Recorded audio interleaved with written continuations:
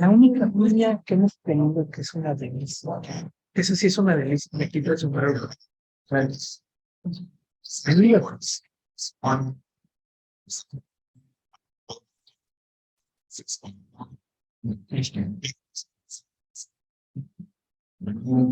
So to speaker will have 12 minutes. So and 3 minutes for the answer. We hope to have a discussion if time goes on, and I'll agree to going to lunch. But I know that it's dangerous territory, so I won't make any policy.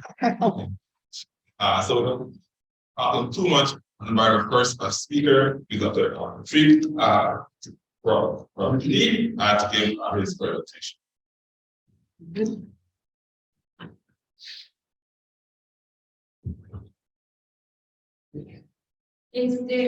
La presentación va a ser en inglés, pero yo voy a hacer de la presentación de Prateep, yo voy a hacer un pequeño resumen al final en español para que puedan entenderlo. Y la presentación del doctor Berkes igual yo lo voy a traducir simultáneamente. ¿Vale? Pues cualquier pregunta que tenga, yo se la hago llegar ya tarde. De nada. Thank you very much, and thanks for being here. So I will take my less than 15 minutes because we have some translation and what we're doing. So I'm going to talk about vulnerability and viability on the work that we're currently doing. But to start with, I'm going to look at in the presentation the multiple phases of vulnerability and viability, try to link both of those two together if time permits. So in the research literature, and one of that, I'm showing you here is from my own work with co-authors. In 2020, we looked at the same literature to find out how different scholars are talking about vulnerability and therefore implications for sustainability, resilience, and viability, and all of those kinds of things. So I don't have time to go through the table here, but these are all the left-hand column to find various dominant ways that people have talked about vulnerability and viability in the past couple of decades. So, for example, fiscal rights that comes to Goldstein and that authors, fishery rights, probably Grande and all. So if you go through down that list, it kind of captures the various ways vulnerability and viability have been captured by the literature and various scholars in their research. And you can go to that paper to know more about it. If we take that perspective and the figure in itself, that shows us that vulnerability and viability are definitely multidimensional, not only complex, but also multidimensional. And that multidimensional nature of vulnerability and viability is more specific to small-scale fisheries. Of course, vulnerability then, taking a deep dive, can be understood by looking at some of these terms and concepts and ways of people associated with vulnerability. So, exposure, resilience, food insecurity, weaknesses, livelihood, and all of those things represent terms and words that can be used to understand vulnerability. Similarly, viability can also be represented through many of these concepts. Sustainability, resilience, adaptation, feasibility, well-being, opportunity, and many others. However, in our work, we understand vulnerability not just as in an economic sense, but also to represent the political, the cultural, the ecological, and the social aspects of small-scale fisheries, and the combination of all of those things to understand vulnerability and viability dimensions of small-scale fisheries. Three clear ways that we try to address vulnerability and viability. The first one is to link or associate vulnerability understandings with the livelihood capitals and resources. So vulnerability results from a lack of access to this. Human, physical, natural, social. And when there is fluctuations in these capitals or levels of capitals and their access of small-scale fishers to these capitals, it leads to some sort of vulnerability. Capitals enable individuals to navigate circumstances of multiple challenges. Therefore, our first way to understand vulnerability and viability is to say that capitals and resources are a basis of vulnerability and therefore The second aspect of vulnerability environmental understanding is to associate it with well-being. A state of being that individuals feel in three different ways. These are the three dimensions of well-being: the material, the relational, the subjective. Subjective dimensions of well-being. Therefore, specifically the absence of any of these dimensions of well-being can create different levels of well-being. So linking it with well-being helps us to understand. The third one, I'm not going to take a lot of time on this because our next speaker is going to talk about resilience in detail. So, but the third element we link with understanding of vulnerability and viability is by bringing in the concept of resilience. So vulnerability comes from the loss of small-scale fisheries capability in resilience. So reduced resilience can be seen as increased levels of vulnerability and vice versa. So therefore, building resilience can be seen as a way of dealing with vulnerability. We'll hear more from Dr. Fikret Berkes in the next presentation. However, in most of the work that we see and do, vulnerability and viability are dealt with almost separately. We deal with vulnerability and we say, okay, how do we achieve sustainability? How do you achieve viability? In the work that I'm going to talk about the global partnership in a second, is that we say, okay, vulnerability and viability are not different concepts because they are related. So if imagine a situation if the small-scale fisheries systems were only vulnerable for generations, by now they would have collapsed, they would have died. The fact that they're continuing, they're still active, means that they have certain capacities, certain strengths that have kept them going, and therefore comes in the question of viability. So in this particular perspective that I'm talking about, we look at how vulnerability can be turned into viability in the small-scale fisheries concept. There is therefore it is a continuum, it is not disconnected concepts. Okay, so if you look at small-scale fisheries as a system, therefore there are different elements of the system that can be closer to being more vulnerable. There could be other elements of the system that can be more closer to being more viable. So at no given point in time, a system is going to be completely vulnerable or completely viable, but because they fluctuate on the continuum of vulnerability to viability. So we call it vulnerability to viability transition. And that idea then came together with a group of people that formed the Vulnerability to Viability Global Partnership in 2020 and under a Social Science and Humanities Research Council supported project in Canada, but it is a global project. So the idea is the same that I just talked about, that how do you transition, how small-scale fisheries can transition from vulnerability to viability, so that we look at this as a process, not as an outcome or output at any given point. So the global partnership, 5 minutes, oh, great. I'm leaving. So the global partnership has 4 objectives. One is to co-produce and co-create the knowledge that is essential for making this transition from B to B. The second one is how do you capture all of that knowledge in a information system or a repository that can be used not only by the communities but across all levels, from the government to researchers to civil society and others. The third element is what are the types of capacities that are required to engage in these processes of transitioning from vulnerability to viability. And in that spirit, what we talk about is not only capacity development, but also capacity recognition, knowing that there is a lot of capacity already there for these communities. So we need to base our work on that. So we need to recognize before we tell. And then the fourth one is compare and synthesize all of these experiences, knowledge, and all of those things that is generated through the research and partnership engagements to get to policy outcomes, practice outcomes, and of course, developing theories and concepts around vulnerability to viability, and also the methodological aspects. So to capture that in an emerging kind of conceptual form, so we need the knowledge, co-produce the knowledge, co-create the knowledge. We need to create a repository to hold that knowledge for everyone. We need to do synthesis, analysis, and integration of that knowledge so that it can be used by multiple stakeholders, multiple actors, and we mobilize, disseminate that across all levels, and then we need to capacity recognize and develop capacities at all levels. So that's kind of an initial framework because we are in here as a global partnership, initial framework B2B transition perspective, and it is going to develop further as we work and further.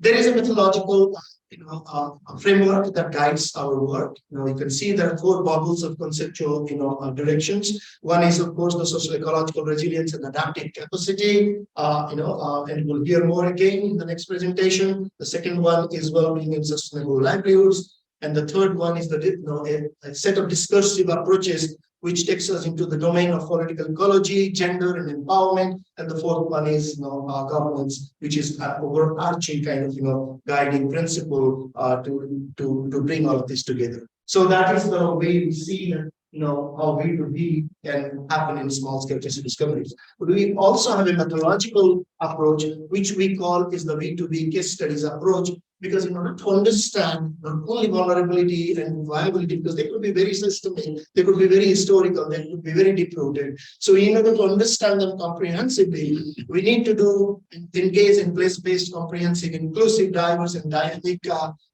case study building processes. That's what we're doing. So that the orange ones is where the government network is present. You can see that we have collaborators in Latin America as well. And this one is the primary case is being done. There's a lot. I'm going to skip this. This is who we are at this point in time. So the 2 questions are: how do you make such a process inclusive while keeping the diversities intact within the small scale fisheries? The second one is how to further develop and let the B2B transition perspective evolve into conceptual domains, into practice domains, into methodological domains, so that we can use it for building viable, sustainable, and resilient small scale fisheries. Thank you very much.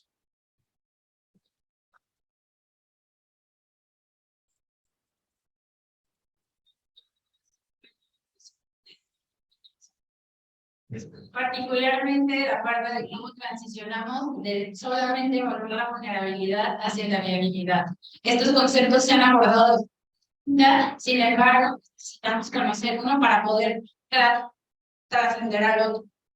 De la pesca artesanal, acabamos hace ratito, de que pues si la pesca fuera tan vulnerable, la pesca artesanal fuera tan vulnerable, ya no existiría. Entonces hay cuestiones que la han permitido continuar con esta viabilidad y es importante que se identifiquen para saber desde qué lado atacar la vulnerabilidad a través de la construcción de capacidad adaptativa o resiliencia. Entonces los conceptos en los que se basa este nuevo approach pues van desde la ecología política, el género, entender el bienestar de las comunidades, también la interacción entre la gobernanza y pues bueno, así a través de todo esto poder entender cómo construir la resiliencia y la capacidad adaptativa desde una parte que no solo vaya de lo económico, sino que también incluya la justicia social, que se protejan a los ecosistemas y pues también que sea justo para todos desde una visión holística de los sistemas socioecológicos, y básicamente que se basan en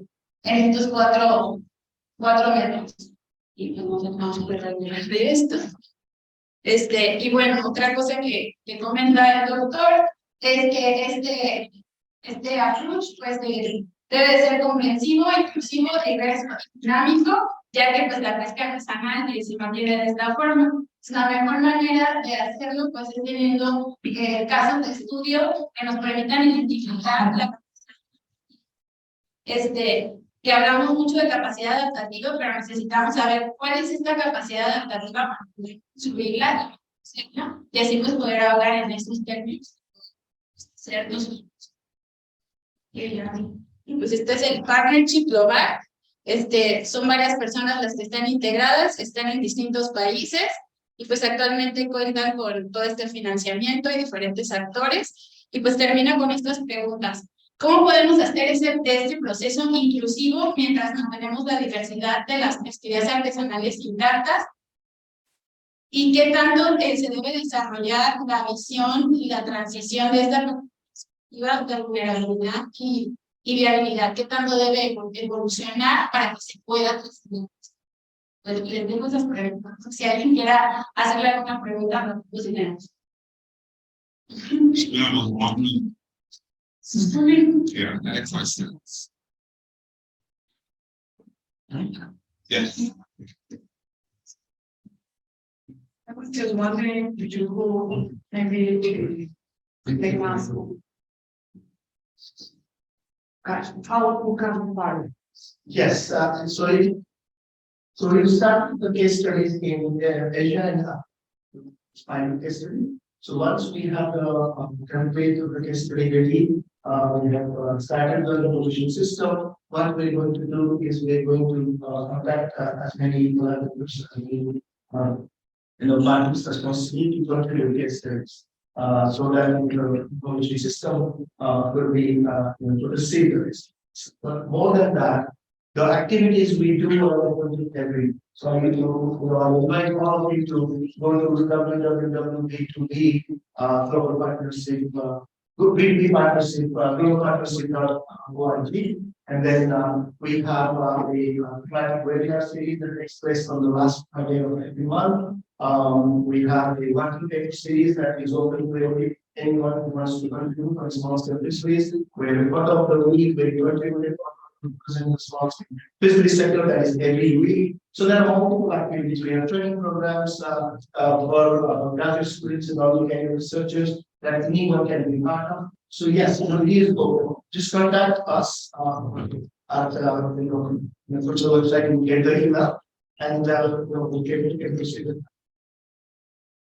Thanks for the opportunity. Okay. La pregunta era que cómo podemos unirnos a este grupo de trabajo. Ellos realizan actividades desde seminarios, cursos, y pues básicamente pues tienes que contactarlo. Principalmente pues, tienen estudiantes, así como investigadores jóvenes, que es lo que se está intentando impulsar en este consorcio, y pues que pueden contactarlo para poder subir desde su país o desde donde estén trabajando, y igual pueden unirse en las actividades que son gratuitas dentro de Thank you very much, Chief, for your presentation. So our next presentation, we getting about 10 to 12 minutes. Thank you. Nice to be here. I'm wondering how we can really translate this. ¿Cuántas personas necesitan traducción de inglés a español?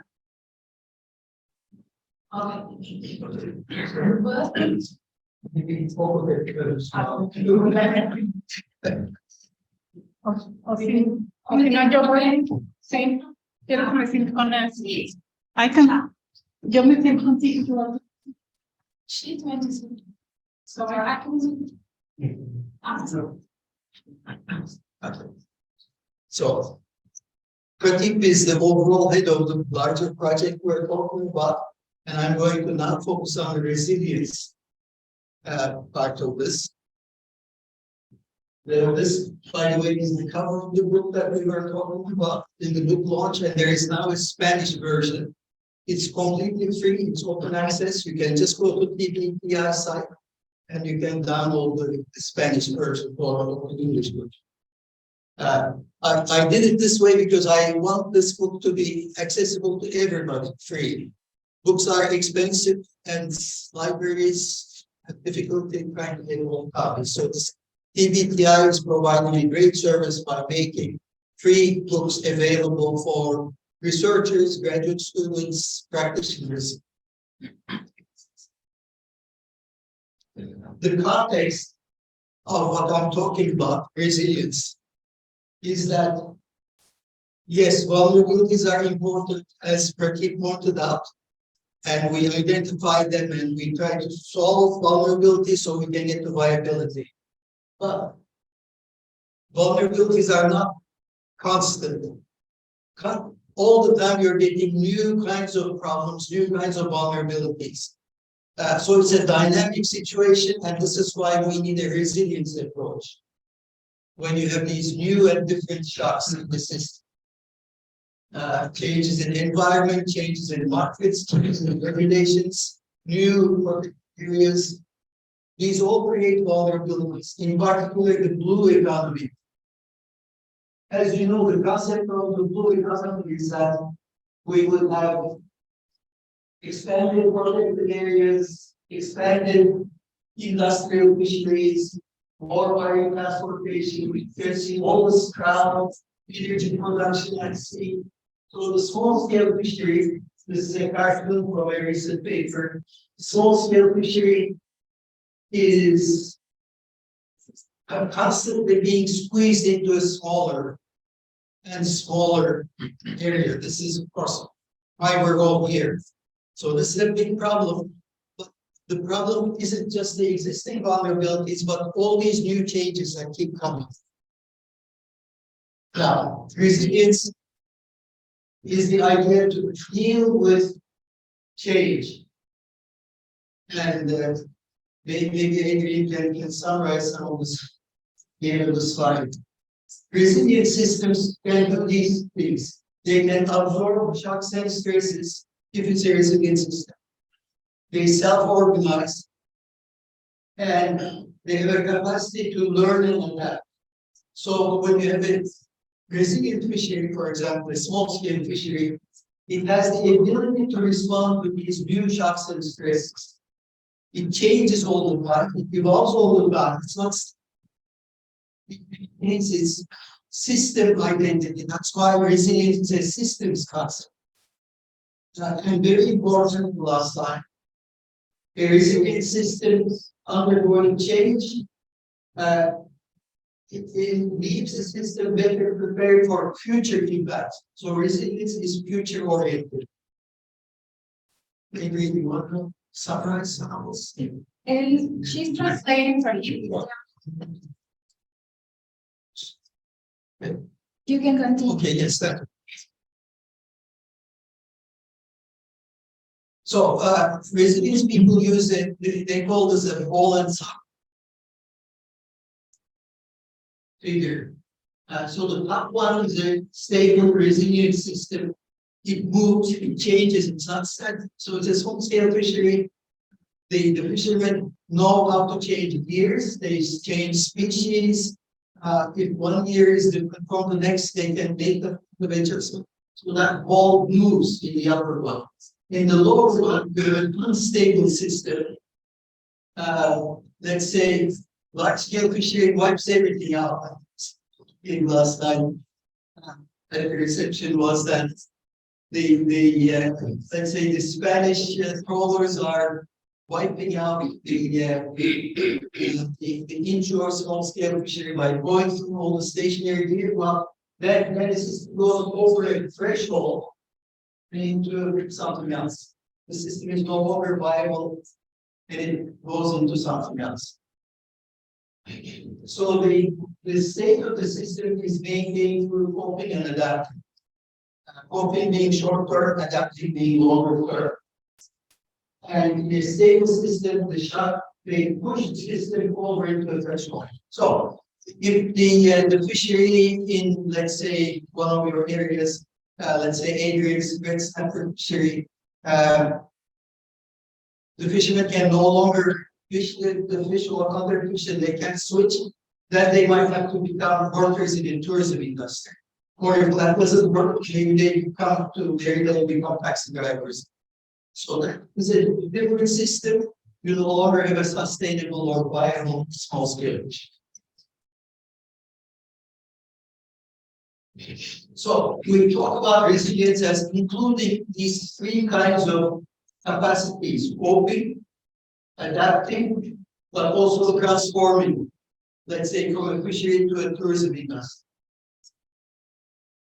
And it has to do with the intensity of change. So if the change is relatively small, you can cope with it. If the change is larger, then you can adapt to it, if that's possible. But if you cannot adapt to a very large change, then you want to be able to transform it to something different. Again, it's from a fishery to a tourism economy. And it's not necessarily negative from the point of view of fishery, but the fishery is no longer existing. It's something else.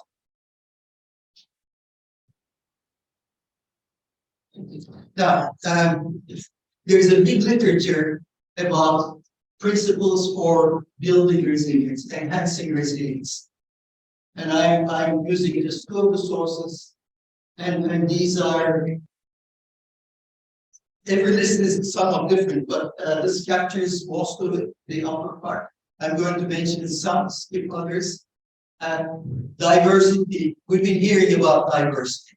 A diverse fishery is resilient, no doubt about that. That's probably the biggest principle, the most agreed upon principle. Combining different kinds of knowledge. So the snapper fishery and the fishers have knowledge, and the violence also have knowledge. You put the knowledges together, then you have a more resilient system, because you got it tells you what possibilities are to cope and adapt. So knowledge is important. I focus a lot on fisheries knowledge. We actually have a paper coming up with Brazilians about that. I skipped the third bullet, fourth bullet, but learning and experimentation become important. We're talking about systems, and we're talking about changing systems. So social learning become very important. So it's not just one fisherman finding out something, but that knowledge being shared and experimentation being done. You probably know, if you have field experience, that fishers are always experimenting with new areas, new species, which is one of the advantages that small-scale fisheries have over large-scale fisheries. Industrial fisheries tend to be very set, very regimented with quotas and so on. Now, it's not in the list, but I'm adding to this political economy considerations, because the survival of the small-scale fishery, the viability, really depends on the politics, and that we only have a very limited role in this as academics and artists. But building institutions at various levels, like cooperatives, become very important, and the community level is the key level for collective action, meaning not action for the benefit of an individual, but for the whole community. Can researchers help? Well, I'm a researcher, not so much a practitioner, but this is true for both researchers and practitioners, and for graduate students, and for those who run large projects like Prateep. There are many methods of applying research to build community resilience, community development, community-based planning. Very old one, but still very good participatory group embrace. These participatory methods do is that they help communities increase their own understanding of change, whether it's climate change or a new protected area coming in. And that requires research, which we do. It requires reflection, thinking about the change. And it's applied learning. You think, and you look for new solutions, you consider different options, and then you're better prepared, you're more resilient to deal with change. I give two examples. One is participatory research. I carried out in Uruguay by a graduate student of ours, that's what the fishery looks like. The boats are actually in size. This area here. He had a local fishermen to identify some of these changes, and then it facilitated the fishermen to publicize the fishery, to try to encourage the consumer to favor local production rather than imported fishing. It basically resulted in moving at least towards adaptive management, meaning more fisher participation in the overall management. And then a second example here, as I run out of time, this was a capacity development project in Brazil, in the Paraty area, in Brazilians here. Our partner was University of Campinas. And what we did was, the University of Campinas people mainly, worked with groups of fishers and boat operators using various exercises, not speaking on behalf of them, but making it possible for them to deal with the government as new protected areas were coming into that rather large region constricting fisheries. And the idea is, as you know, fishers don't speak the same language as government people, so it's important to help them develop the capacity to deal with government people, use their language, use their concepts, and also be able to explain their own concepts. So that's capacitación, as that's came up in the conference many times. So in conclusion, I'm almost on. Vulnerabilities are not constant, they're always changing.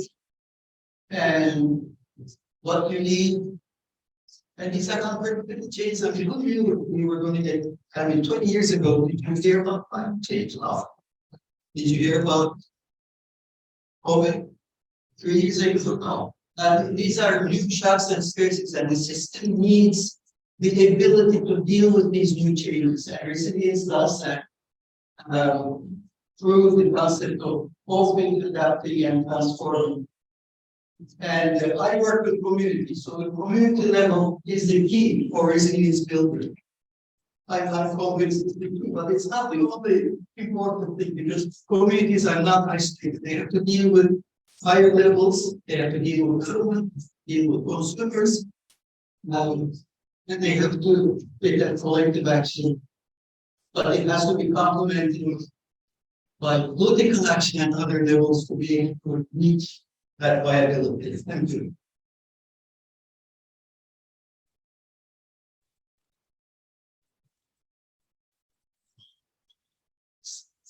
Question.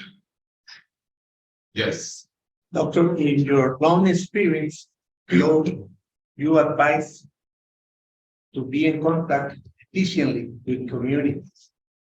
One of the main problems that I saw with colleagues is how to win easy their confidence, their friendship. And I knew so many projects fail because the community is not in the project. Thank you. Yes, communities are important. Your big fishery here is different because it's very focused fishery here.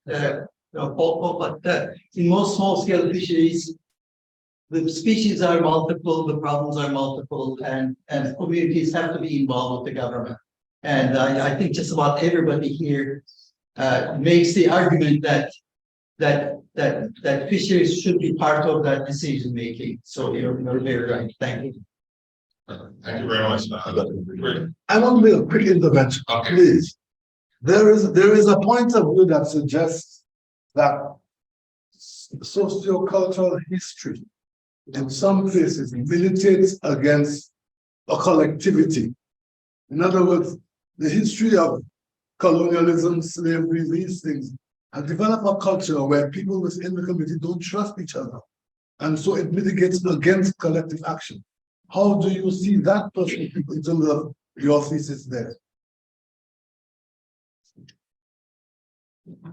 Well, as researchers and practitioners, we can do things to help with collective action, as in the Brazil example, but the community has to do it. The community has to be together to do it, and sometimes they're not. So we can only do so much. The community has to do the collective action. So we can only help, we can't do it on behalf, we cannot create collective action. Perfect. So our next presenter is Nikita.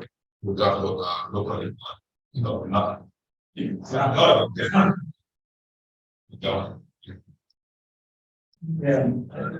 Is how this problem. Was. I think that name. It's not, it's a also great name for me. Nothing. But anyway, thank you very much for this invitation to participate in this conference. I know I want to speak English or Spanish or Spanish.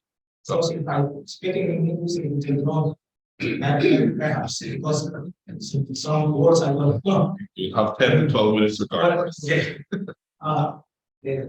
I will try to speak to both. Okay, because there are some English speaking. So this study is done by some colleagues from the United States. It's Prateep Nayak, who works for the University of Maine, and Dr. who works for the University of Rhode Island. They were invited from me to join in Ecuador to study these two resources who are mainly found in the mangrove ecosystem. So they are found, they're totally different from the traditional artisanal or small scale fishery along the coast and everywhere. But so the goal of this study basically is to systematically discuss the perception and local knowledges issued by fishermen or harvesters, regulators of these two resources. The scientific name is for mangrove ecosystem, Anadara and for Ucides occidentalis, which they are found in the mangrove ecosystem. No? So because this information is important, because we can provide some recommendation for the authorities, fishing authorities, in order to improve the well-being of these communities who are along this ecosystem. So the perception, as you know, is a cultural perspective, provide the knowledge and social values and other things that guide a human being, and also provides experiences and insight that people in the scale of the fishes.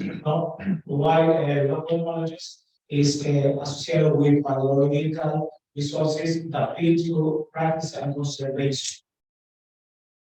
And these two resources are found from Baja California to the northern Peru, so we can find all these tropical and subtropical mangrove ecosystems. So, but in Ecuador, these two resources are very important because we eat a lot. So they are, I mean, I would say totally different from other countries from Latin America because there are some consumption of these resources. But in Ecuador, it's a very traditional food for us, especially in Vietnam. This one. So you can see a lot of restaurants in the big cities. So everywhere, people like very much this species.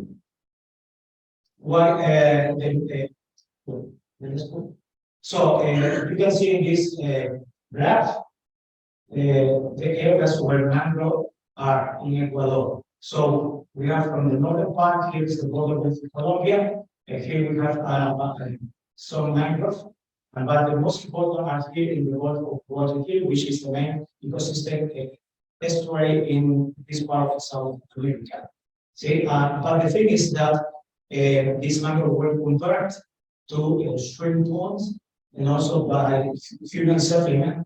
And also they were destroyed by 21% from the beginning.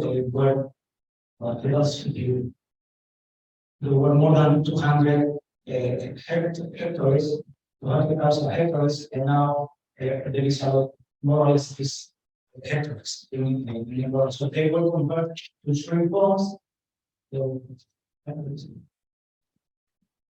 And by construction of shrimp pond, irregular human settlements, over-exploitation of commercial bioaquatic resources, and other things. No? So, but people live here. So, and people use this mechanism in order to survive.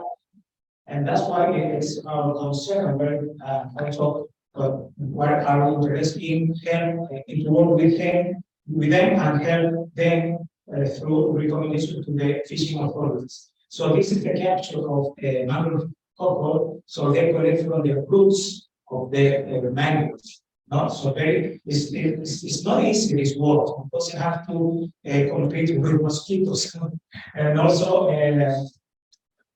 Finally, you can see the women working on the, especially on the northern part of Ecuador, where the majority of these fishers are women. So very important in this case, the general case.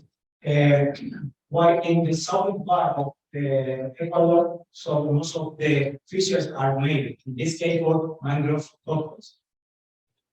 And for the red crab or occidentalis, also this is not easy because they have to put, they have to introduce their hands because they don't use any fishing art. No, the only thing that they use is their hands in order to capture or to trap the red crabs or the mangrove cockles. So, and then as you see, they collect a lot of red crabs that are sent to restaurants in the main city called Guayaquil. So in one small package, I would say 3 you can put 12 red crabs, while in these big packs are composed of 4 small packages. See? And totally there are 48 red crabs here that more or less cost between $40 to $60. $40 to $60. So it's good for them. You know, it's a good money for the fishers. And well, this is the regulations. So the minimum catch in this case for the mangrove cockle is 4.5 centimeters, and this is allowed to collect every year the whole year. While the red crab is 7.5 centimeters, and there are 2 close seasons. One is between February and March, and the other between August and September. This is for the reproductive area, and this is for the it's forbidden for because they changed to carpaccio. In this case,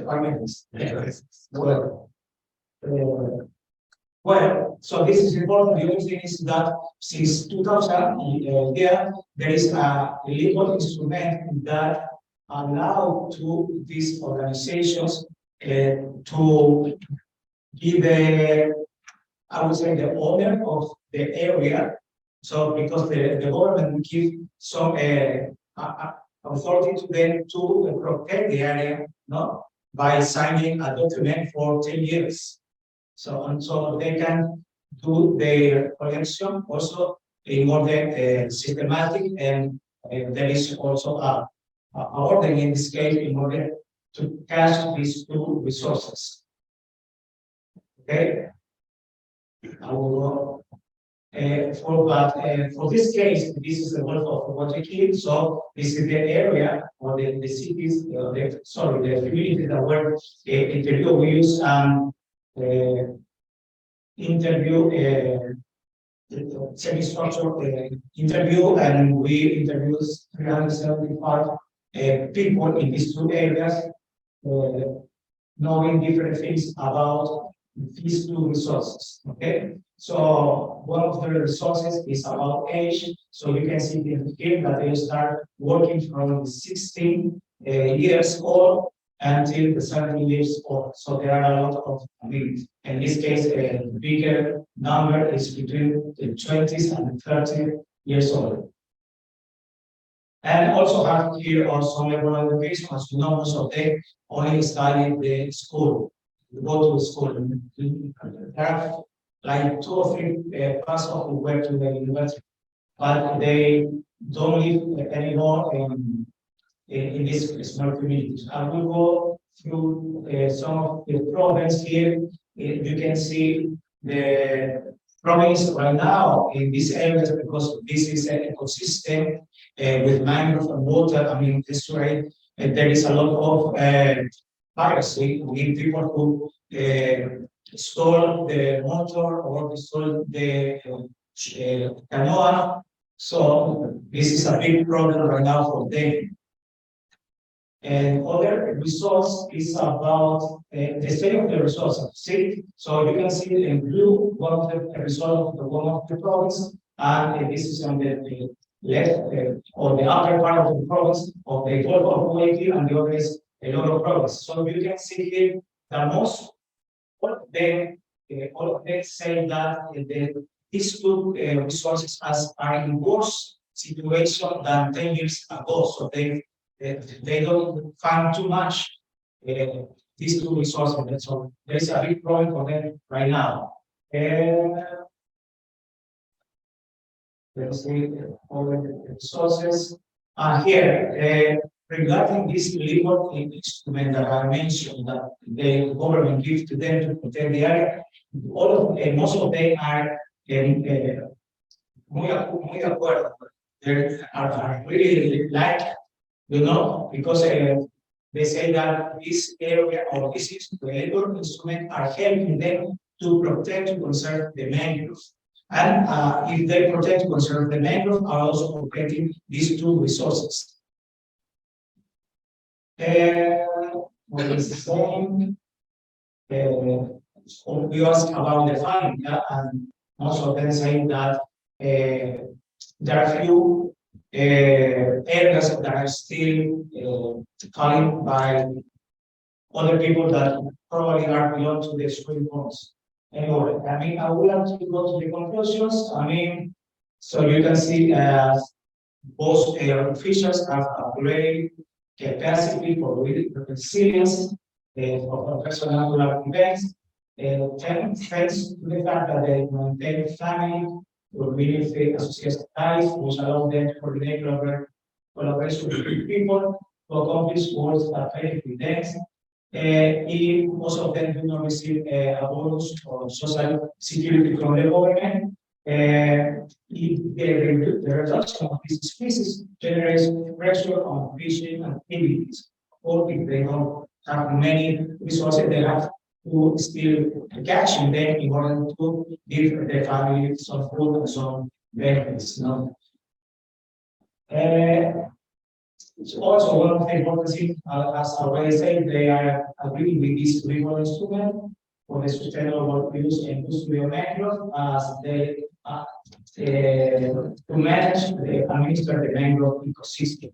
So I hope you understand. Thank you very much.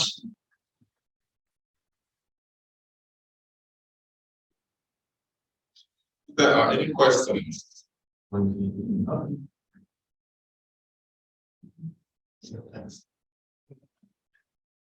In my experience, when you ask fishermen if there is less fish or more fish, they always say less fish. When I used to ask Canadian fishermen some years ago, they would say, "Well, yeah, there's hardly any fish now, but they used to be so thick you could walk on them." And so my question is, I wonder if there's another way of finding out if the resource is really declining or not. Yeah, I mean, this is something like social study, but we are the fisheries institute with a lot of so with some, and from that part, I mean, the research is true. The resources are going to decline. See, the resources are going to decline.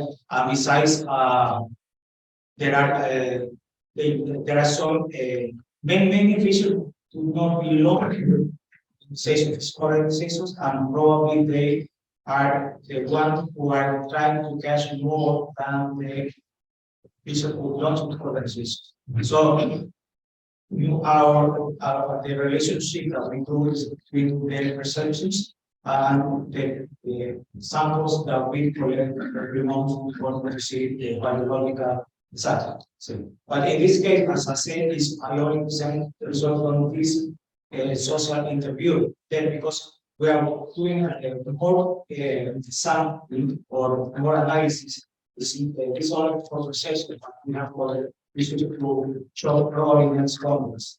But for now, this is what I want to do. So, to you, thank you. Thank you very much.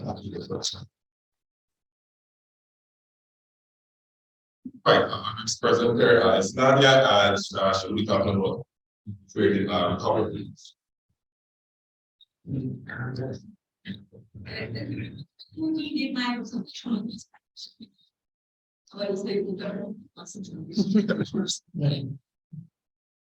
But if you need translation. Yeah, I can translate if needed. So, yeah. Well,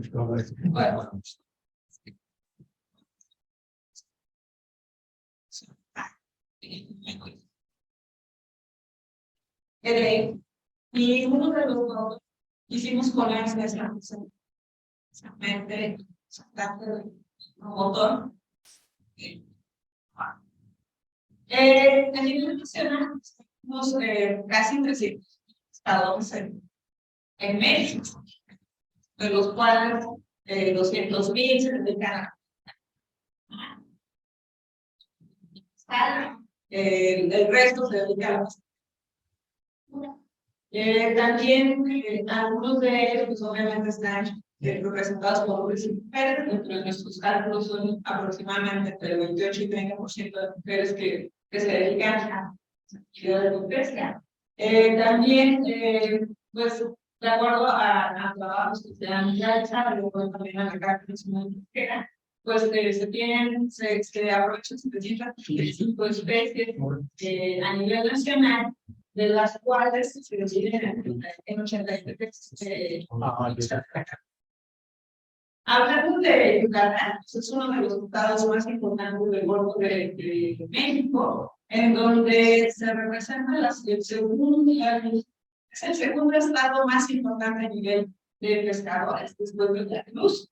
Se aprovechan alrededor de 6 pesquerías, las dos más importantes son Pulpo y Mer, las cuales se realizan a través de casi 12,000 pescadores a lo largo de toda la costa de Yucatán, de los cuales 311 son pescadores que pueden estar divididos incluso entre patrones de pesca o pescadores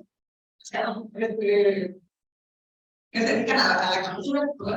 Específicamente para la pesquería de Mangrove, especies de y esta especie tiene una distribución desde Virginia hasta Brasil, Estado de Virginia, Estados Unidos.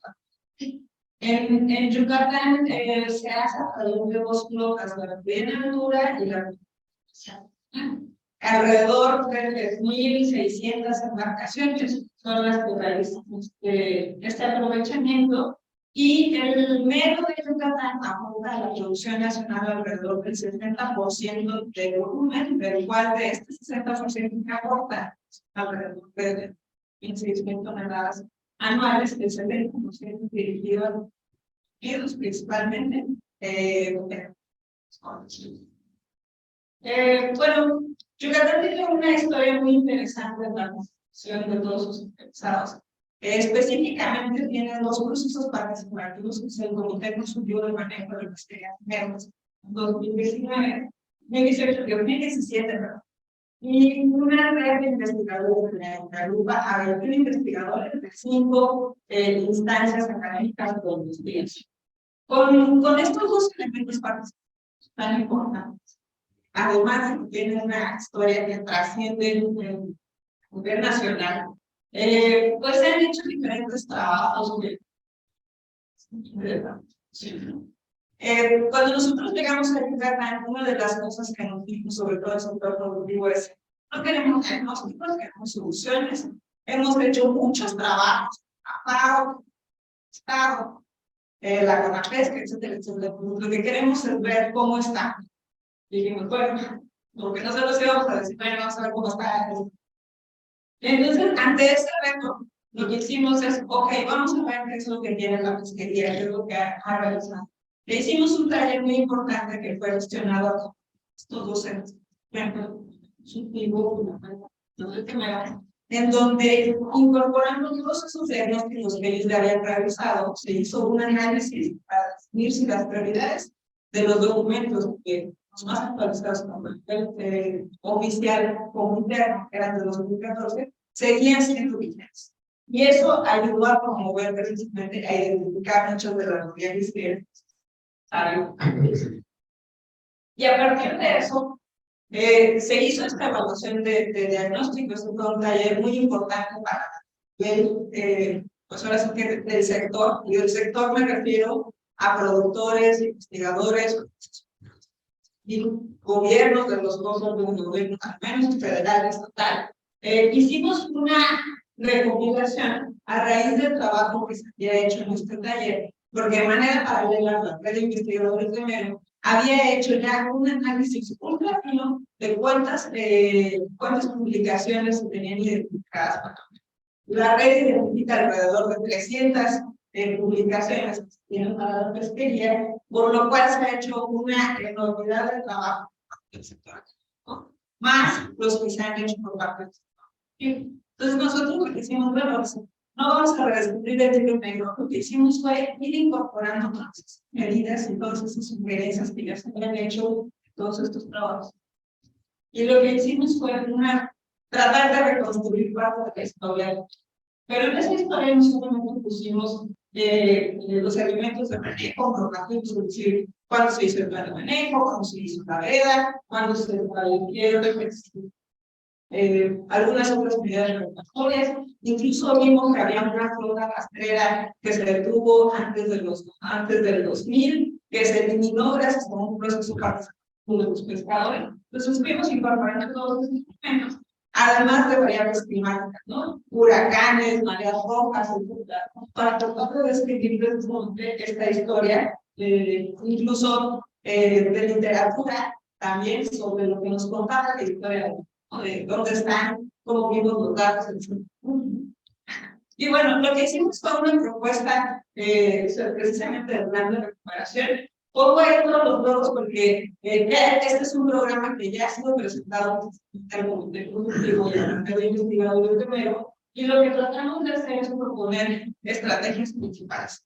Partimos de los supuestos, en donde no estamos partiendo de cerrar áreas, no estamos partiendo de eliminar embarcaciones, sino de la realidad. Los supuestos son cuántas embarcaciones tenemos, qué es lo que se tiene que hacer, cuáles son las medidas urgentes que necesitamos para hacer, y cuáles son algunos otros vacíos que no estamos viendo. Y de hecho, pues bueno, partimos de la premisa en la que el mero, cuando se captura, como les mencioné, cuando se captura el mero de un permiso de escama, este permiso también permite la captura de al menos 40 especies que se capturan en conjunto en la búsqueda de esta especie objetivo. Entonces, dado que la especie ingeniera es el mero, que es pues, la especie activa, la que se encarga también pues de crear una comunidad, un ecosistema para el sitio, para el campeche. La premisa es que precisamente al promover la recuperación de esta especie, también se puede promover la recuperación de las otras especies que deben estar asociadas a la población. Y más o menos así es como el estatus en el que hemos visto cuáles son las capturas de estos principales sociales. Otro de los factores que se está promoviendo, otra de las variables de las estrategias que se está promoviendo dentro de esta recuperación es precisamente saber cuál es el componente a nivel de captura. Hay datos, también hemos comparado datos en México de la Secretaría de Puerto, que se carga para las embarcaciones, comparado a los que están autorizados para este aprovechamiento. Y también ver cuál es el universo, ¿no? ¿Qué se necesita? ¿Qué le necesitamos decir a la autoridad? Donde tiene que haber una concepción de datos, tiene que empezar a manejar esta información, ya que sí existe una discrepancia de unos 5,000 embarcaciones que tienen registradas con las 3,600, algunos 300 que se tienen autorizadas. Entonces tenemos que conocer prácticamente el universo de dónde están estas embarcaciones. Otro gran vacío es la pesca deportiva. En México hay una regulación sobre una norma oficial mexicana, en donde el mero no tiene una regulación específica, y a pesar de que es una pesquería que ya ha sido clasificada como inventario nacional, pero la Carta Nacional, perdón, la norma oficial mexicana 17, que es la que da las bolsas de captura de pesca deportiva, no tiene una regla específica para la captura de esta especie y entra que cada pescador deportivo puede pescar a unos 5 metros por día por persona. Entonces, eso, haciendo una simple multiplicación junto con las embarcaciones que se tienen para esta especie, nos hace suponer que podría haber, podría haber hasta una captura de los 500 metros, entre el 40 y 50%. La captura comercial real. No lo sabemos porque no hay una estimación real del cual va a ser igual, muy importante, dada la distribución de enero, hemos hecho una revisión también de cómo se ve a nivel regional la regulación para el vino rojo y para las otras especies principales. En el tema de pesca deportiva, sí vemos que a nivel regional hay una regulación sobre talla mínima y sobre temporadas de captura para el medio de las otras especies asociadas, cosa que en México pues nada más entra como una bolsa general y incorpora algunos de los supuestos de talla mínima para el medio, pero no una regulación específica. Ya que es para terminar, ponemos este ejemplo de que, bueno, hay medidas que también están funcionando como la temporada de piedra, en donde esta es una de las medidas más adaptadas al manejo de la especie.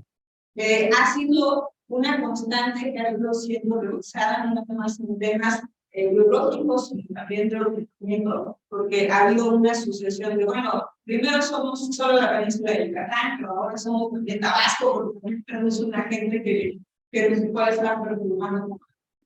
Entonces, ver no nada más cuál es cómo están funcionando las medidas de manejo, si ya se tienen con las que ya no, sino también hay que evaluarlas y también seguir el ejemplo de manejo. Finalmente, pues bueno, una de las cosas que también se considera es cómo fluye y cómo se describe incluso la gobernanza, cómo tendrían que estar interactuando bajo esta propuesta de plan de recuperación todos, cada uno de los niveles y cada uno de los sectores específicos con los que ya cuentan. Sí, se tiene que promover relaciones, se tienen que hacer actuaciones, dónde entra el sector productivo, dónde entran los investigadores, dónde entra la parte del gobierno. Y finalmente, pues bueno, también hay que incorporar precisamente a las de manejo todo lo que la pesquería de enero puede involucrar. Nosotros hemos hecho también una distinción sobre los subsistemas, los subsistemas institucionales, naturales, económicos, sociales, cómo están interactuando entre sí. Esto nada más es una muestra de cómo es una complejidad dentro de la pesquería y sobre todo porque el mero tiene un valor bien. Si es parte de la gastronomía, es parte de la economía, es parte de las y mucho más.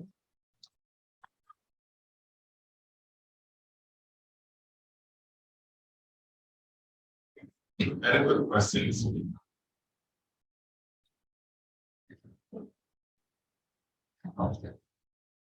Yo en realidad, bueno, sí, nada más felicitarte, que la verdad son años y años de trabajo y la integración que has hecho ha sido fantástica. Creo que tu participación ha logrado asentar muchas cosas que estaban ahí, que no terminábamos de dirigir y me gustaría felicitarte públicamente. Muchas gracias.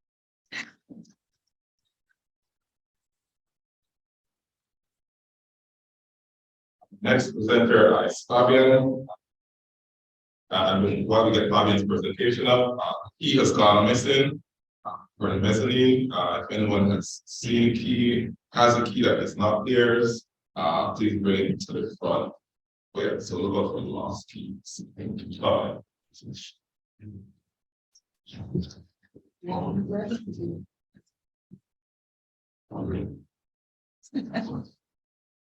Buenos días a todos. Me presentaremos en inglés. por decirlo de alguna manera. Esta presentación solo tiene 5 personas ahí, pero en realidad tiene un equipo detrás de la toma de información. Somos un equipo alrededor de 15 personas, ¿no? Que al final observarán el poder de la información que estamos teniendo. Esta es una pesquería en términos estrictos, más de sobrevivencia que una pesquería. Si bien observamos que hablamos de pesquería artesanal, tienen un poco de motores. Esta pesquería principalmente se hace a este nivel de embarcaciones, sin ningún tipo de mecanización. Su método de propulsión son remos, velas. Entonces, una pesquería bastante baja en términos de tecnología. La Cienaga Grande de Santa Marta es un hábitat bastante complejo, tiene muchísimos atravesada por una carretera que comunica 2 ciudades principales de Colombia. Si bien la caricatura que mostraba el doctor Berkes mostraba toda la interacción en un ecosistema, aquí está la realidad. Esto no es caricatura, sino poblaciones en todo el litoral de la Cienaga Grande, en todo el ecosistema, de unas 4.000 hectáreas, 4.000 kilómetros cuadrados. El cuerpo de agua lo compone el espejo grande y algunos espejos dentro del área de cobertura de manglar, 720 kilómetros cuadrados de agua.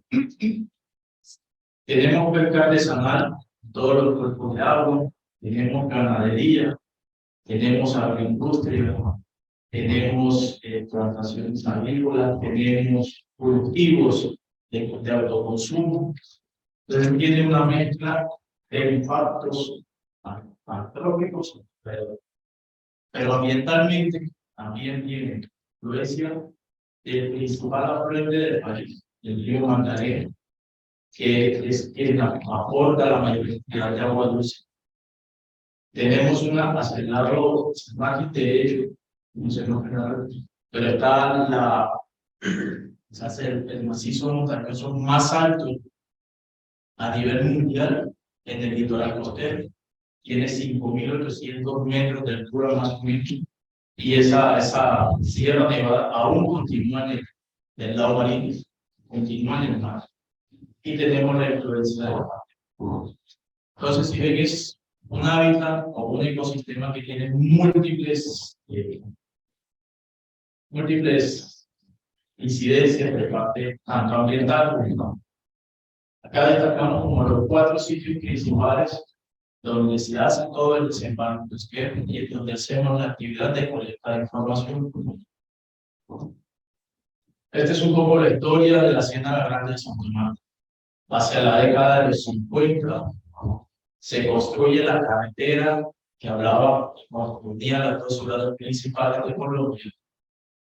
Y esa carretera, pues esa construcción, pues esa obra civil ha sido como la obra civil de mayor impacto ambiental a nivel nacional.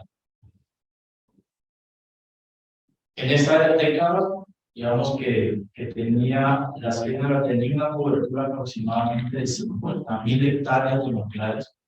Hacia el año 99 llegó a la cobertura a la mitad.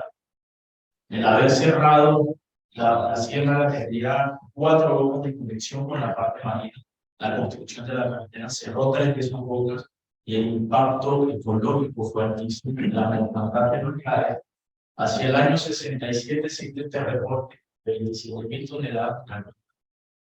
Cuando empezó el Instituto de Investigaciones Marinas y Costeras, empezó a registrar la información a partir del año 94, ya se registraron 9.269 toneladas solamente.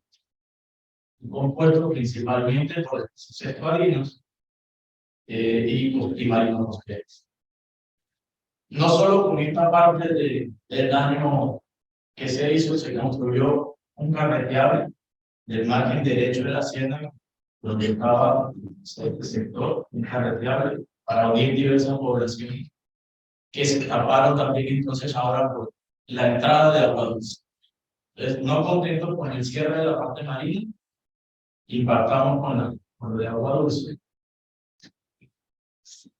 Cuando se cierra el agua dulce, enseguida se pierden, o digamos que hay dos especies que en ese momento eran emblemáticas de esta área. Una ostra y un caracol.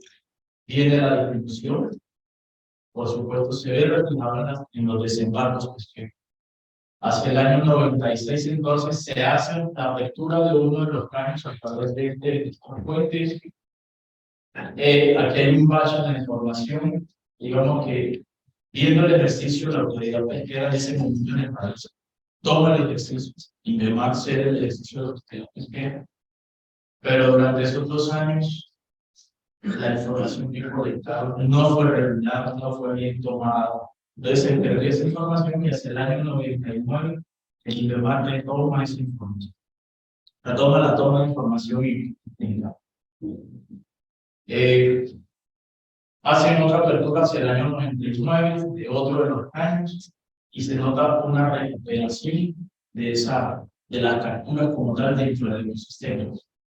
Este dato está aquí abajo, pues,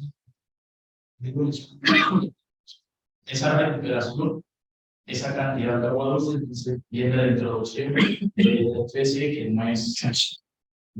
es una especie introducida y se escapó porque la empezaron a hacer cultivos, se escapa y viene entonces según de la tirada. Pero al abrir los caños se nos olvidó hacer el mantenimiento de esos caños.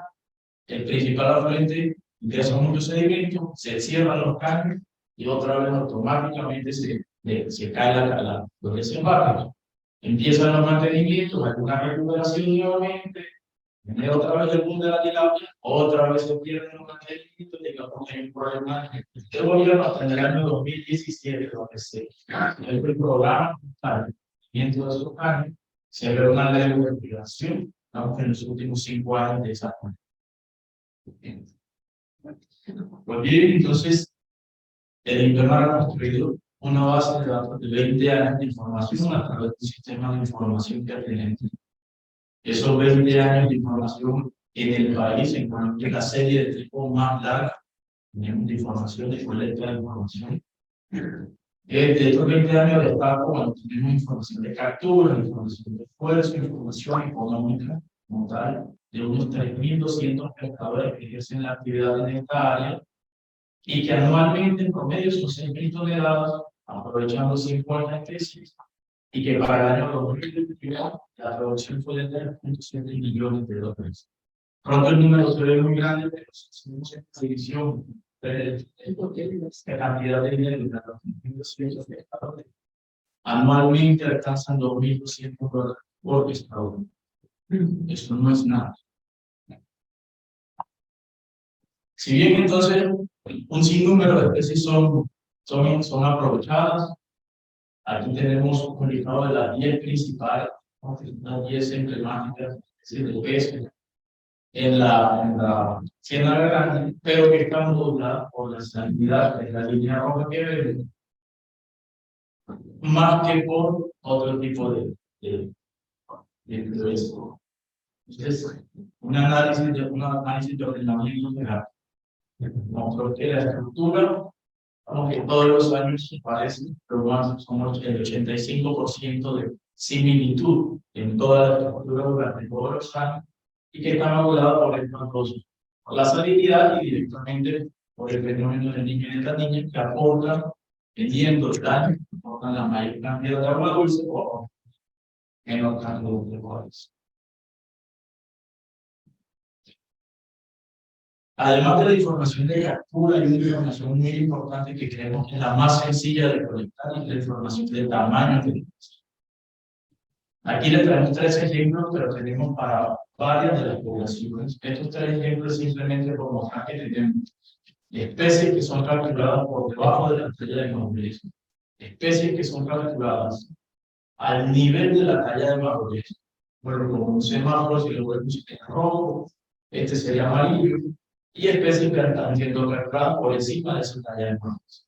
Entonces, con esa información podemos decir, si construir un indicador, que la presión pesquera, que es la pesca artesanal de este ecosistema, está presionando en un 66% de las especies por debajo de esa tabla.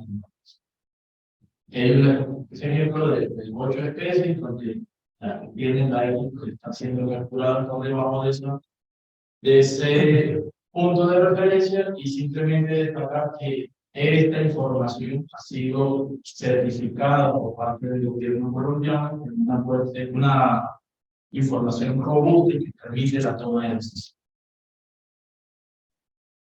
Rápido, hay reportes de que indican una disminución en la talla de madurez, pero nosotros estamos aclarando que esto se debe más a la forma como se calcularon anteriormente, y que a este nivel ya lo estamos haciendo a nivel de histología, a nivel ya microscópico, para poder darle mayor certidumbre a la información. Y ya finalmente se construyó un modelo trófico a partir de toda la información de comparar, se construyeron en realidad todos modelos tróficos comparándolos a nivel inicio de la década de información, al final en el año 2020, los modelos fueron muy similares. Y es importante destacar que toda esta información que se introdujo en el modelo nos dio la respuesta, o nos mostró un poco que la Cienaga Grande tiene un muy poco orden. Ese poco orden significa un poco inmaduro, y que por tanto ese poco orden hace que encuentre un potencial de crecimiento y una alta resiliencia, lo que le hace soportar todos estos embates que le hemos causado. No siendo así, en comparación con muchos de los ecosistemas de la laguna costera de México, sobre todo, esos valores son más bajos que lo que aparece en México. Entonces es algo que ya nos empieza a llamar la atención. Bueno, ya a manera de conclusión, el incremento de las capturas en los últimos 5 años, la alta presión pesquera, la alta resiliencia que tiene la Cienaga Grande, la disminución en la talla de madurez, con el interrogante de lo que ya les comenté, y que la salinidad es la principal variable que influye sobre la estructura de los bancos. Y muchísimas gracias.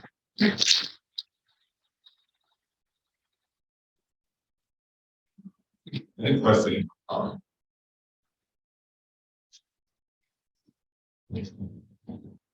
right.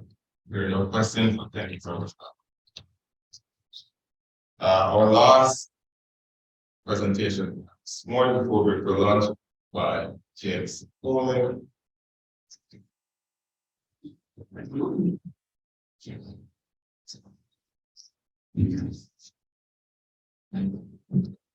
Yes, Jim. Thank you, Ray. Okay, thank you, everybody. My name is James Foley. I'm the fishery specialist in the CNC Belize program. By now, there will be so many English speakers in the room. I've read this in English, but chosen Spanish. What is taking time available and windows.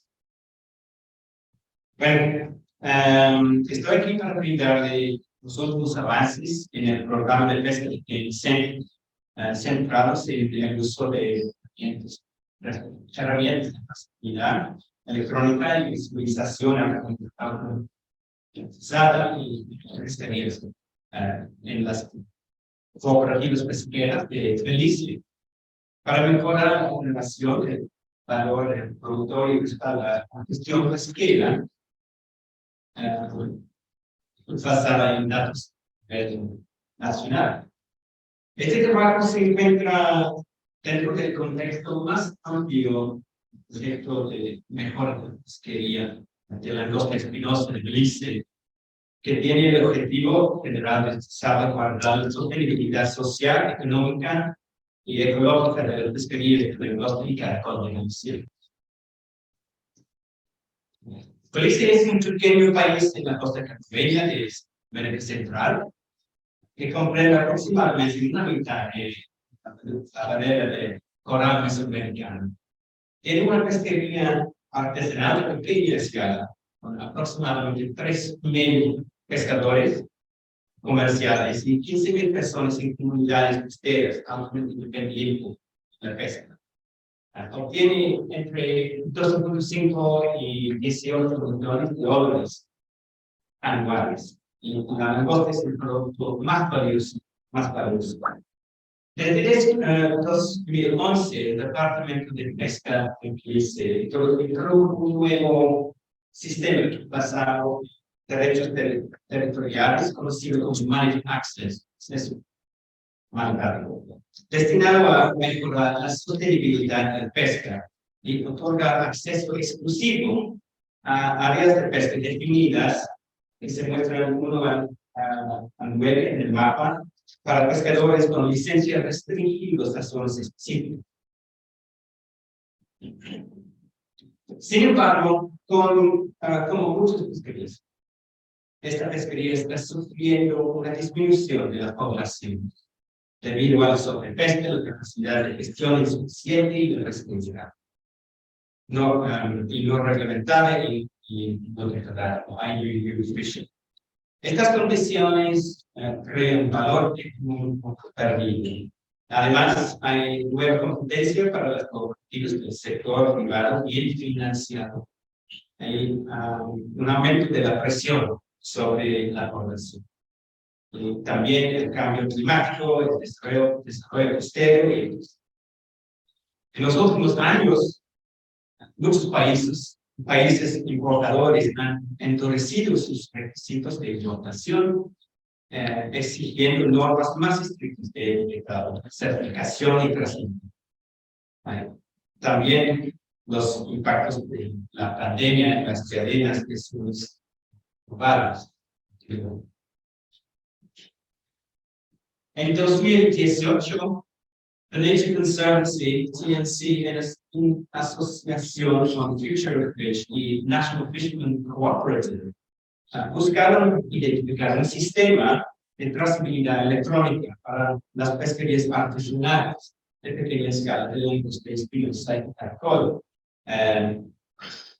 que suministran a National Co. El objetivo era encontrar un sistema que cumpliera con la visión de National Co. Para reducir los costos operativos, crear una pesquería rica en datos que apoye la gestión y encontrar nuevos mercados para sus productos marinos. El sistema de trazabilidad electrónica TAI, desarrollado por la compañía Fish, fue finalmente seleccionado. El sistema TAI permite recopilar datos de desembarques en tiempo real en la estación receptora de National Co, utilizando tabletas impermeables para registrar los datos asociados con el producto. Por ejemplo, la fecha, nombre del pescador, nombre del barco, tipo de producto, pesca total, zonas, pesca, tipo de artes utilizados y esfuerzo. Por la primera vez, podemos capturar quién está pescando qué, dónde, cuándo, usando qué equipo y el esfuerzo en términos del número de días en el mar. Luego, TNC colaboró con Vertex Solutions y otros socios para desarrollar una herramienta de visualización de pesquerías fácil de usar que respalda la visión compartida para el análisis de tiempo real, la presentación de informes y la gestión adaptativa de las pesquerías de langosta y caracol en Belize. El lograr dividir las diferentes áreas nos ayuda a comprender qué ángulos experimentan una extracción mucho más intensas que otras. Esto permite que las autoridades podrían tomar decisiones de gestión basadas en estos datos, evaluando la emisión de licencias de pesca basadas en la capacidad de carga conocida de diferentes áreas.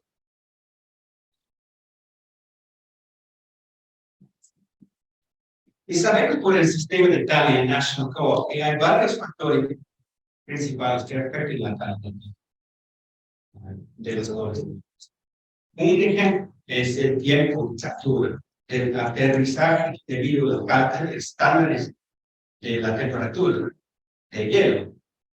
La observación visual del producto capturado de diferentes maneras muestra claramente cómo los métodos de captura y manipulación afectan la calidad.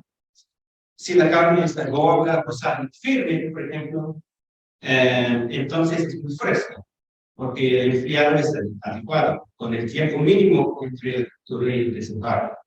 Si adquiere el tipo verde, gris o azulado y la textura parece caída, no se ha manejado bien el enfriamiento y el tiempo de desembarco. Actualmente las cooperativas no cuentan con un mecanismo para diferenciar productos que cumplan con los más altos criterios de calidad. Se mezcla todo el producto. Por lo tanto, están perdiendo la oportunidad de separar los mejores productos para mercados de movimiento. En este ejemplo, que muestra el esfuerzo promedio a nivel nacional durante 2 temporadas de una cooperativa, el tiempo promedio de captura es aproximadamente 25 días. Por lo tanto, entonces, esta cooperativa está perdiendo la oportunidad de capturar un producto de mayor calidad. Cuando dividimos esto en áreas de pesca individuales, vemos que hay grandes diferencias en el tiempo promedio de la captura del desembarque entre las áreas. Centrándose en solo 2 áreas, el área 2, por ejemplo, está constantemente por debajo de 3 días durante 2 temporadas. Mientras tanto, el área 3 vio tiempos de viaje promedio de 5 a 6 días consistentemente. Confiamos en los pescadores del área 3 para controlar sus productos durante más del doble de tiempo, para garantizar la calidad. En un entorno donde no se realizan controles para monitorear el hielo en los barcos, entonces, lógicamente, hay más posibilidades de que la calidad del producto se vea afectada por el derretimiento del hielo en el área 3, que es el área 2. Y hay muchos otros análisis disponibles, solo un ejemplo. Entonces, el siguiente paso fue involucrar un cooperative, más grande, Belize, para llevar a más del 70% de la libertad disponible. Esto se hizo en el 2021, por lo que ahora ambas cooperativas tienen la capacidad de mejorar la eficiencia y competitividad, y al ingresar los datos de Northern en Fisheries tendremos la oportunidad de una gestión pesquera informada casi en tiempo real, basada en datos de desembarques que representan más del 70% de todos los desembarcos.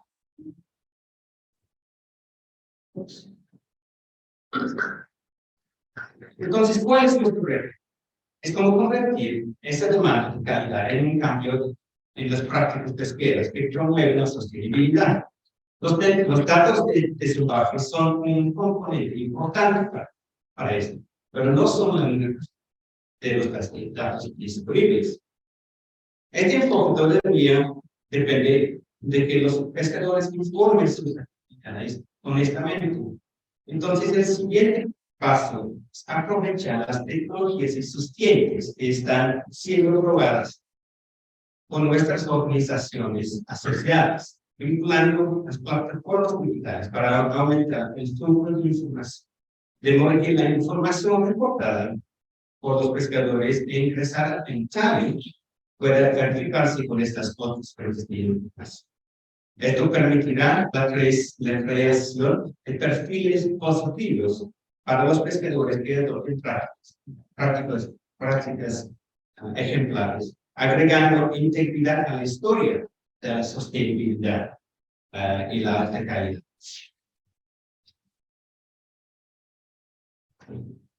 Todo este trabajo continúa al sur de la costa del Belize y de mayor alcance. La instalación de Cali en Rodenco con otros logros llegó una calificación B en 2021 y ahora una calificación A a partir de febrero de este año.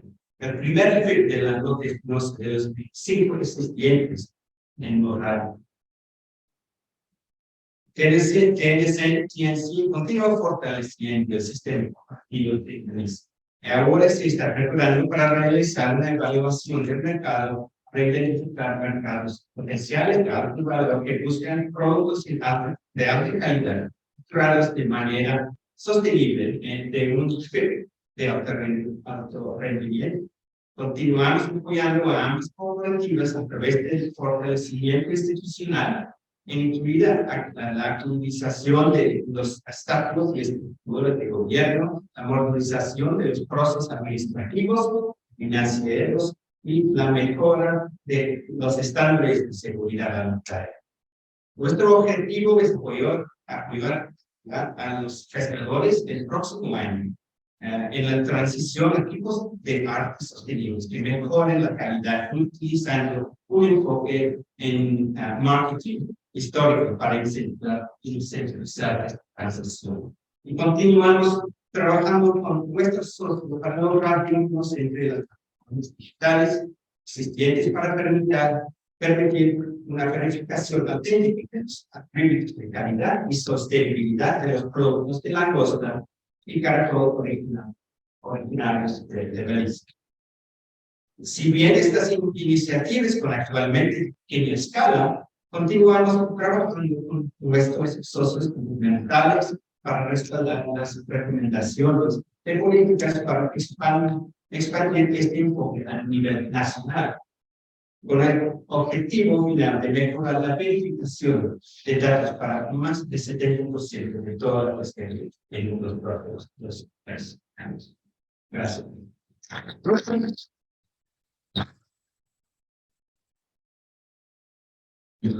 There are 2 questions.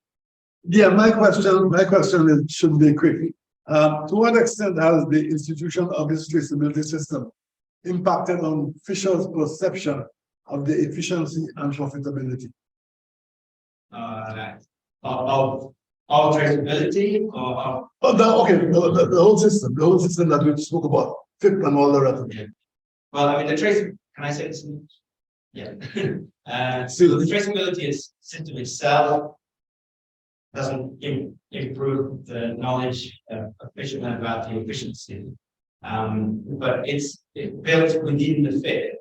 That there's a branch of the FIP that deals specifically with communication to fishing boats throughout Belize. For example, TNC has hired new ventures to carry out its communication strategy to support it. And they are going into communities throughout Belize, organizing fisher forums and so forth to communicate this information and back that up with evidence that we're getting from the traceability system.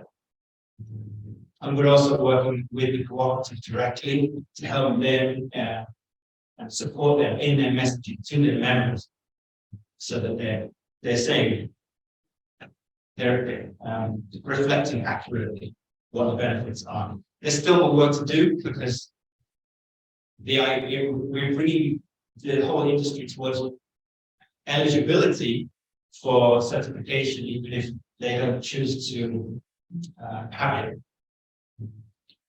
But yeah, it's a work. So basically, you don't know as yet. The answer to my question is that you don't know as yet.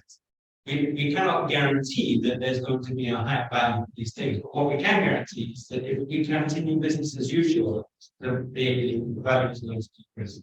I won't continue, but that's not really where my question was going. So, well, next question. English or Spanish?